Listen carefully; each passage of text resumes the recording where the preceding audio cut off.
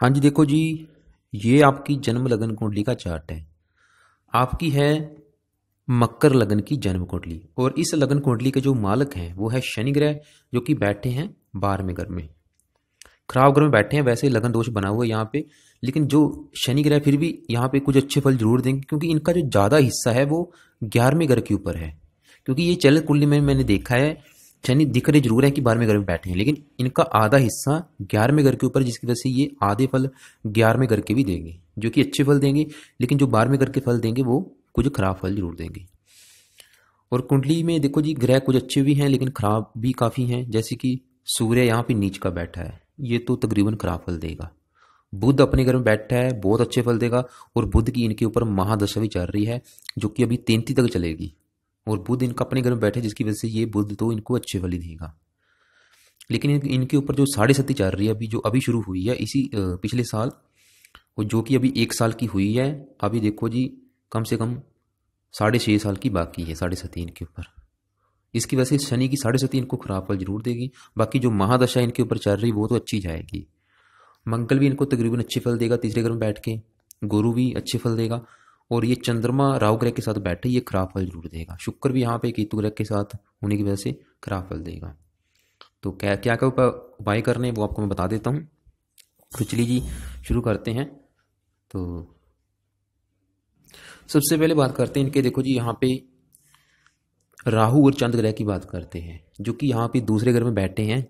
चंद्र ग्रहण योग बना हुआ है, एक खराब योग बना हुआ है। चंद्रमा ने, देखो जी, यहाँ पे अच्छे फल देने जरूर थे, लेकिन साथ में जो राहु बैठ गया, इसकी वजह से इसके अच्छे फलों में कमी आएगी। और ये चंद्रमा आपको यहाँ पे अब खराब फल देगा। क्या खराब फल देगा? ये चंद्रमा यहाँ पे 4 नंबर लिखा है, इस घर का मालक है, जो कि आपका 7वां घर है, जो कि आपके विवाह का है। अगर आपके विवाह का सुख देखना है, आपके पति का सुख देखना है, पति का सुख आपको मिलेगा या नहीं, विवाह का सुख मिलेगा या नहीं, इस घर से देखेंगे। और इस घर का जो मालक है वो है चंद्रमा, जो कि बैठा है राहु के साथ। चंद्रमा ने अच्छे फल क्या देने थे? क्योंकि चंद्रमा बैठा है दूसरे घर में, धन के घर में बैठा है, धन का, परिवार का, वाणी का। विवाह के बाद आपको धन लाभ होना था, पति के द्वारा आपको धन लाभ मिलना था, ससुराल से भी आपको धन लाभ मिलता रहना था।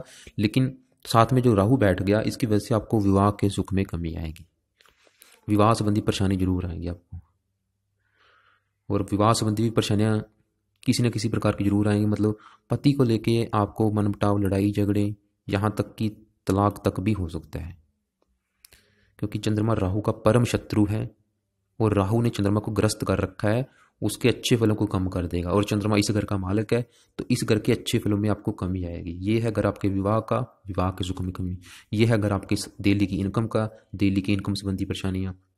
साझेदारी का कामों का, तो साझेदारी के कामों में नुकसान। तो इसके अलावा चंद्रमा मन का कारक है, जातक मानसिक चिंताओं में ग्रस्त रहेगा। और ये जुत्ती बनी भी दूसरे के घर में, दूसरे घर में धन के घर में बनी है, तो धन संबंधी परेशानियां।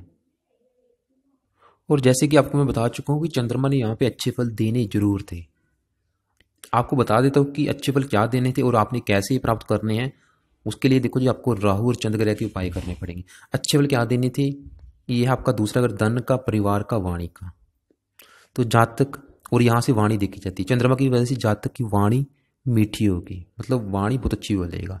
जातक सुंदर होगा, उदार हृदय वाला होगा, मित्रों से जुड़ता होगा, पारिवारिक सुख अच्छा, अपनी मेहनत के बल पर धन कमाएगा। और विवाह उठ के चला गया धन के घर में, यानी कि पति उठ कर चला गया धन के घर में। पति भी आपका काफी धनी होगा, पति से भी आपको धन लाभ मिलेगा। विवाह होने के बाद आपको धन लाभ होगा। इसके अलावा 8वें घर को देखेगा, उम्र लंबी। तो कहने का मतलब चंद्रमा ने आपको अच्छे फल देने थे। जहाँ तक संगीत, गीत कला में रुचि होगी, अभिनय कला आदि में, इन चीजों में जहाँ तक की रुचि होगी। अचानक धन प्राप्ति के भी आपके योग बने हुए हैं कुंडली में। लेकिन नेगेटिव बात वही है कि साथ में बैठ गया राहु, तो राहु इन सब के अच्छे फलों में कमी करेगा। एक तो आपको विवाह के सुख में कमी करेगा, पति का सुख नहीं मिलने देगा, पति संबंधी परेशानियां, धन के घर में बैठा है, धन संबंधी परेशानियां, अचानक से धन की हानि। तो देखो जी, अगर आप चंद्रमा को आपने सही करना है, सबसे जरूरी है। अगर आपको विवाह के सुख में कमी आ रही, जो कि बिल्कुल आएगी, ये बिल्कुल कन्फर्म है। अगर आप विवाह का सुख चाहती हैं, पति का सुख चाहती हैं, तो इस चंद्रमा ग्रह के मंत्रों का जाप जरूर करें, इसके मंत्रों को एक बार सिद्ध जरूर करें। और सबसे जरूरी, साथ में जो राहु बैठा है उसको भी शांत करना है, क्योंकि राहु ने ही चंद्रमा को पीड़ित कर रखा है। इसलिए भाई आप चंद्र ग्रह के मंत्रों को सिद्ध जरूर करें। इसका मंत्र है ओम सोम समाय नमः, बहुत जरूरी है। बात करते हैं राहु ग्रह की। राहु यहाँ पे क्या करेगा, क्योंकि राहु बैठा है दूसरे घर में, धन के घर में बैठा है, तो धन नहीं जुड़ने देगा आपके पास, धन की हानि कराएगा। दूसरा घर परिवार का, आपके कुटुंब का है, आपको कुटुंब का सुख नहीं मिलने देगा। वाणी का है, आपकी वाणी कठोर करेगा, जातक की वाणी रुखी होगी, जिसके कारण कुटुंब सुख में कमी आएगी। इसके अलावा राहु छठे घर को भी देखे, जो कि शत्रु रोग कर्जे का है। एक बार जातक के सर के ऊपर कर्जा जरूर होगा, जातक रोगी होगा, शत्रु परेशान करेंगी। राहु मतलब यहाँ पे बैठ के खराब फल देगा। शत्रु राशि को देखिएगा, आठवें घर को, आठवें घर संबंधी खराब फल, संघर्ष कराएगा। राहु की दशा में धन की हानि होगी, परिवार वालों से विरोध होगा, शत्रु बढ़ेंगी, इसकी दशा खराब हो जाएगी आपकी। अचानक से धन हानि होगी, अचानक से धन लाभ भी हो सकता है, क्योंकि शनि के घर में बैठा है जो कि मित्र है। पारिवारिक सुख में कमी आएगी। मतलब राहु यहाँ पे जो नेगेटिव बात क्या है, ये चंद्रमा के साथ बैठा है, चंद्रमा को खराब करेगा। और चंद्रमा आपके सातवें घर का मालिक है, तो आपको पति को लेके धन खर्च होगा। तो इसलिए आपको राहु ग्रह की, क्योंकि राहु यहाँ पे 17 डिग्री का बैठा है, पूरा जुबान बैठा है, इसके बल को कम करना है। इसके लिए राहु ग्रह का एक तो मंत्र आप करें रात के समय, कम से कम एक माला, ओम राम राहवे नमः। दूसरा, राहु ग्रह की वस्तु का दान करें। इसके अलावा आपको मैं एक अलग से वीडियो भेजूंगा राहु ग्रह के उपाय की, उसको भी आप देख लेना, उसमें ज़्यादा से ज़्यादा उपाय करें आप। बाकी दोनों ग्रह का मंत्र आप जरूर करना अपनी। आगे बात करते हैं, यहाँ पे राहु चंद्रमा बैठे हैं शनि ग्रह के घर में, जो कि 11 नंबर लिखा है, ये शनि ग्रह का घर है। और शनि की बात कर लेते हैं। देखो जी, शनि एक तो यहाँ पे 11 नंबर लिखा है, इस घर का मालिक है, और ये जो 10 नंबर लिखा है, ये इस घर का भी मालिक है, दोनों घरों का मालिक है। इस कुंडली का लग्नेश है, पहले घर का मालिक है। और पहला घर आपके शरीर के बारे में बताएगा, आपकी सेहत, आपका स्वभाव, आपका रंग रूप, आपकी पर्सनैलिटी अगर देखनी है, आपका सर देखना है, मस्त देखना है, हम शनि को देखेंगे। और आपके धन के बारे में अच्छी तरह से पता करना है, उसके लिए भी शनि को देखेंगे। और आपका देखो, एक तो वासी राहु यहाँ पे बैठा है, वो भी आपके धन का नुकसान कर रहा है, आपके परिवार के सुख में कमी कर रहा है। और आपके जो दूसरे घर का मालिक शनि है, वो भी खराब बैठा है, वो भी खर्च के घर में चला गया। 12वां घर खराब घर है, खर्च का घर है, जिसकी वजह से, क्योंकि धन उठ के चला गया खर्च के घर में, तो आपका धन खर्च होता रहेगा। धन को लेके आपको लाइफ टाइम परेशानी आएंगी। लगन भंग योग भी बना है, क्योंकि लग्नेश है, तो लगन भंग योग के कारण जातक को मेहनत का फल नहीं मिलेगा। जातक जितनी मेहनत करेगा उतना उसे लाभ नहीं मिलेगा। जीवन में बहुत ज़्यादा संघर्ष करना पड़ेगा, व्यर्थ का खर्च बहुत करेगा जातक। वैसे जातक परोपकारी भी होगा। तो देखो जी, शनि खराब फल देगा यहाँ पे, जातक कर्जदार भी जरूर होगा। इसके अलावा गुप्त शत्रु भी जातक जरूर होंगे। और ये भाग्यकार को भी देख रहा है, भाग्योदय संबंधी भी परेशानी है कि वैसे 36 वर्ष की आयु के बाद जातक का भाग्योदय हो जाएगा। तो यहाँ पे शनि बैठ के खराब फल ही देगा, धन संबंधी परेशानियाँ। इसके अलावा क्योंकि शरीर उठ के चलेगा हानिक घर में, आपकी सेहत को खराब करेगा, पारिवारिक सुख में कमी। तो बिजनेस के संबंध में भी आपको काफ़ी दौड़ धूप यात्राएं करनी पड़ेंगी।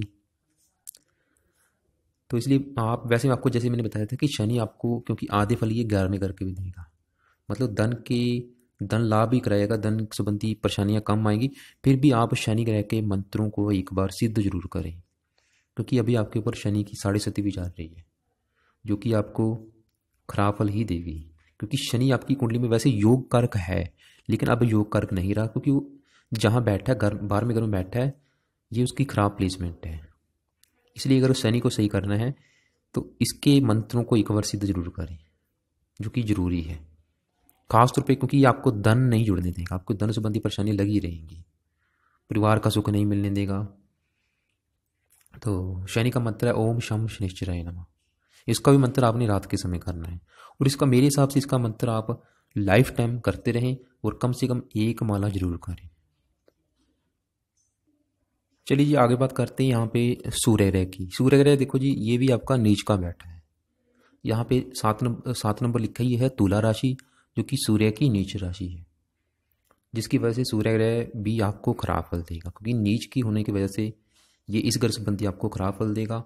और सूर्य यहाँ पे 5 नंबर लिखा है, ये इस घर का मालिक है, जो कि 8वां घर आयु का, मृत्युदल, कष्ट, लंबी बीमारी, दुर्घटना, और वैसे यहाँ पे स्थान परिवर्तन योग भी हुआ है। सूर्य बैठा है शुक्र ग्रह के घर में और शुक्र बैठा है सूर्य ग्रह के घर में। स्थान परिवर्तन योग की वजह से थोड़े से सूर्य ग्रह के बुरे फलों में कमी जरूर आएगी, लेकिन फिर भी खराब फल तो देगा जरूर। और क्या देगा, 10वें भाव में बैठा है जो कि पिता का है, तो पिता के जीवन में कष्ट रहेगा, पिता के सुख में कमी जरूर आएगी। पिता को लेकर कोई ना कोई परेशानियाँ, या पिता का जीवन संघर्ष में ही होगा, या पिता से कम बनेगी, या पिता रोगी होगा।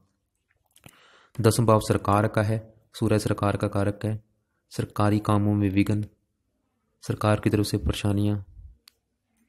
नौकरी का है 10वां भाव, नौकरी व्यापार संबंधी परेशानियाँ। मान प्रतिष्ठा में कमी।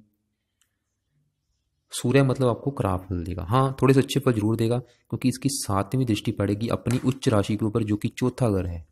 चौथा घर माता का, तो आपको माता, मकान, वाहन, भूमि, जमीन, जायदाद का सुख वैसे अच्छा मिलेगा, लेकिन 10वें भाव संबंधी खराब फल। तो और खास तौर पे सूर्य की दशा में ज़रा परेशानी आएगी। अगर आपने इसके बुरे फलों से बचना है तो सबसे जरूरी तो इसका मंत्र जाप जरूर करें, कम से कम सुबह के टाइम 1 माला ओम गृणी सूर्य नमः, इस मंत्र का जाप जरूरी है आपको। दूसरी बात, सूर्य को जल भी दिया करें ताकि इसका बल आप जीरो कर सकें। और इसके अलावा इसकी वस्तु का कुछ दान भी करें, जैसे कि आप गुड़ का दान कर सकते हैं, गुड़ से बनी रोटी गाय को खिला सकते हैं, लाल रंग के किसी जानवर को खिलाएं। वो आपको मैं एक अलग से वीडियो भेजूंगा, उसको देख लेना। उसमें आपने ये देखना है कि सूर्य का दान आपने कौन सा करना है।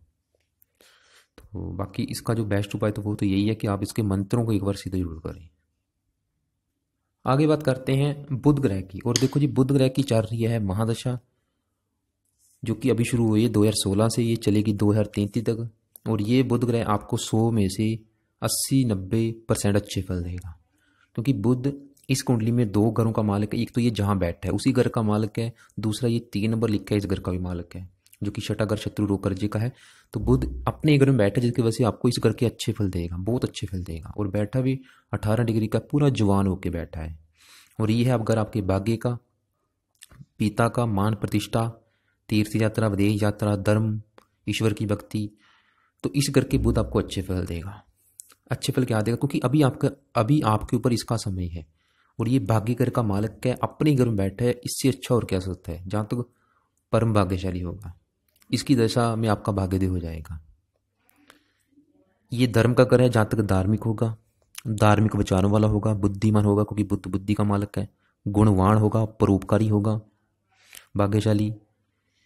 इसके अलावा देश देश की यात्रा भी करेगा, लंबी यात्रा करेगा।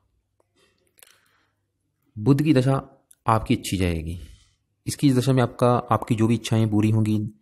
तो इसके अलावा पिता का भी घर माना गया है, पिता का सुख इच्छा। तो बुध की जो दशा चल रही है तो आपको अच्छी फल देगी। थोड़ा सा इसकी 7वीं दृष्टि पड़ेगी नीच राशि के ऊपर, इस घर संबंधी थोड़े से खराब फल जरूर मिलेंगे। तो छोटे भाई बहनों संबंधी कुछ खराब फल जरूर मिलेंगे, बाकी बुध की दशा आपकी अच्छी जाएगी। फिर भी आप इसका 1 माला मंत्र जाप जरूर करें, ताकि इसकी थोड़े बहुत जो बुरे फल है उसमें कमी आए। आगे बात करते हैं आपके शुक्र और केतु ग्रह की। जैसे कि देखो जी, पहले शुक्र ग्रह की बात करते हैं। और जैसे कि आपके ऊपर चल रही बुध की महादशा है, लेकिन आपके ऊपर चल रही शुक्र की अंतरदशा। बड़ा असर आपके ऊपर वैसे जो 80% असर है वो बुध ग्रह का, वो तो अच्छे रहेगा, लेकिन आपके ऊपर 20% असर शुक्र ग्रह का भी है, जो कि 19 से चलिए 9वां महीना, और ये 22 तक चलेगी। और शुक्र आपको 100 में से अगर कहा जाए तो 80-90% खराब फल देगा। यानी कि अगर आपके ऊपर जो समय है शुक्र ग्रह का, वो आपको थोड़ा सा खराब फल देगा। और शुक्र क्या खराब फल देगा, ये बैठा है 8वें घर में, जो कि सबसे खराब घर माना गया है। और शुक्र यहाँ पे 2 नंबर लिखा है, 7 नंबर लिखा है, इन दोनों घरों का मालिक है। 2 नंबर वाला आपका 5वां घर, जो कि आपकी संतान का है। अगर आपके बच्चों का सुख देखना है, इस घर से देखेंगे, इस घर का मालिक शुक्र है। 5वां घर आपकी पढ़ाई का भी है, आपकी बुद्धि का भी है। और ये जो 7 नंबर लिखा है, शुक्र इस घर का भी मालिक है, जो कि आपको मैं बता चुका हूँ। 10वां भाव आपकी नौकरी व्यापार का, कारोबार का, पिता, मान प्रतिष्ठा का। तो दोनों ग्रहों के शुक्र आपको खराब फल देगा। और ये 8वां घर है आयु का, मृत्यु, तल, कष्ट, लंबी बीमारी, दुर्घटना, गुप्त रोग, गुप्त विद्या। तो शुक्र यहाँ पे देखो जी, ऐसे मैंने वैसे काफ़ी कुंडलियाँ देखी हैं ऐसा, क्योंकि शुक्र केतु बैठे हैं। ये चीज़ शास्त्रों में लिखी हुई है कि जब भी शुक्र केतु सिंह राशि में बैठे होते हैं, ऐसे जातक के तो देखो जी, शरीर क्या लिखा हुआ कि ऐसे जातक के शरीर में जो पेट के जो नीचे का हिस्सा होता है यहाँ पे ऑपरेशन करा सकता है ये शुक्र और केतु। यानी कि ऑपरेशन के योग होते हैं जब भी शुक्र केतु सिंह राशि में बैठा होता है, वो भी शरीर का जो जो पेट के जो नीचे का हिस्सा होता है वहां पे। तो और इसके अलावा देखो शुक्र यहाँ पे 5वें घर का मालक है जो कि आपकी संतान का है। तो संतानहीन योग बना जिसकी वजह से आपको संतान संबंधी परेशानियां जरूर आएंगी, संतान को लेके आपको कष्ट जरूर रहेगा संतान संबंधी। इसके अलावा 10वें भाव का भी मालक है तो नौकरी व्यापार संबंधी भी आपको परेशानी आएंगी। ऐसे जातक को रति संतान नौकरी व्यापार में परेशानी आएंगी। जातक प्रेम प्रसंगों में बदनाम भी हो सकता है। इसके अलावा जातक कर्जा रोग व शत्रुओं से दुखी होगा। तो और जातक का जो धन है वो रोग और शत्रुओं के ऊपर ज्यादा खर्च होगा। ऐसे जातक को खांसी या श्वास, ऐसे जातक मैंने देखे हैं जहां तो खांसी या श्वास के रोगी भी होते हैं। तो और ये जो चीजें ज्यादातर आपको कब देखने मिलेंगी, शुक्र की दशा में जो कि आपके ऊपर चल रही है, जो कि जैसे कि मैंने बताया कि आपके ऊपर शुक्र ग्रह का भी असर है।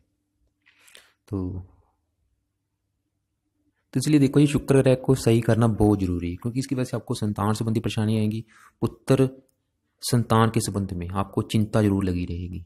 कन्या संतान देखो सती वैसे गुरु बैठा है, पुत्र के योग भी हैं, लेकिन फिर भी पुत्र संतान को लेकर कोई ना कोई परेशानी जरूर आएगी।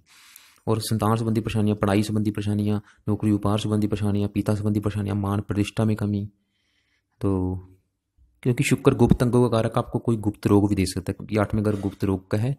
तो ऐसे जातकों को डायबिटीज, ब्लड प्रेशर, लीवर, इनसे संबंधित भी कोई रोग हो सकता है। और देखो जी जो चीज़ आपको मैं बता रहा हूँ जरूरी नहीं कि सभी आपके साथ हो, ये चीज़ शास्त्रों में लिखी हुई है। तो क्योंकि साथ में केतु बैठा है, हाँ अगर क्योंकि वैसे भी इसकी आपके ऊपर अंतरिक्ष है, तो अगर आप इसके बुरे फलों से बचना है तो उसके लिए आपको इसका मंत्र जाप करना पड़ेगा, जो कि बहुत जरूरी है। एक तो आप इसका मंत्र जाप करें, एक शुक्र कवच का पाठ भी जरूर करें, क्योंकि तभी आप इसके बुरे फलों से बच सकते हैं। और इसका हो सके तो व्रत भी रखें शुक्रवार का, वैसे मंत्र जाप जरूर करें, ओम शुभ शुक्राय नमः। और जो देखो जी साथ में जो केतु बैठा है ये भी आपको खराब फल देगा। क्यों? क्योंकि केतु शत्रु राशि में बैठा है, क्योंकि घर अच्छा नहीं है, इसकी दशा भी आपको खराब हो जाएगी। इसकी दशा में पेट संबंधी कोई परेशानी आ सकती है, दुर्घटना करा सकता है, वायु प्रकोप, तो ये भी आपको खराब फल देगा। मृत्यु कष्ट दे सकता है, पेट संबंधी कोई परेशानी, गुप्त रोग दे सकता है आपको, क्योंकि साथ में शुक्र बैठा है।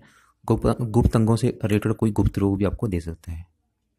तो केतु की दशा भी आपकी खराब जाएगी। इसके लिए इनके मंत्रों को सिद्ध करना बहुत जरूरी है। तो देखो जी राहु केतु का, शनि का, इनका तो एक माला रात के समय जरूर करें, और शुक्र ग्रह का दिन के समय मंत्र जाप जरूर करें, क्योंकि अभी जरूरी है, क्योंकि अभी इसकी आपके ऊपर अंतर्दशा है जो कि 22 तक रहेगी। इस समय जो आपको मैंने चीज़ें बताई हैं शुक्र ग्रह से रिलेटेड, वो आपको कोई परेशान कर सकती हैं, इसलिए शुक्र ग्रह का अभी से मंत्र जाप शुरू कर दें। आगे बात करते हैं यहाँ पे गुरु ग्रह की। गुरु ग्रह बैठा है शुक्र ग्रह के घर में, 5वें घर में बैठा है जो कि आपकी संतान का है। और शुक्र इस घर का मालिक वो तो आपका खराब बैठा, वो तो आपको संतान संबंधी खराब फल देगा।